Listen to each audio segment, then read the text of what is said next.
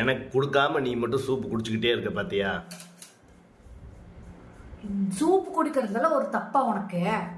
ஆமா, இப்போ போற சட்டத்தை எப்பயோ போட்டிருந்தாங்கன்னா நான் நிம்மதியா இருந்திருப்பேன். அப்படி என்ன சத்தம்? உனக்கு தெரியாதா? தெரியாது.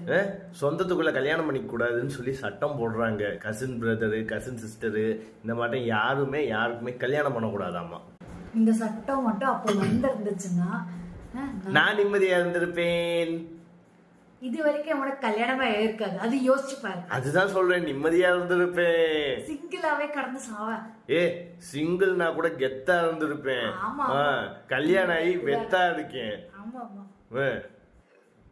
அப்புறம் இப்ப போடுற சட்டத்தை முன்னாடியே போட்டு தொலைஞ்சிருக்கலாம். இப்படிலாம் நீ சிரிக்கிறதுக்கு நான் சிரிச்சுக்கிட்டு உட்காந்துருப்பேன். நீங்க என்ன சொல்றீங்க?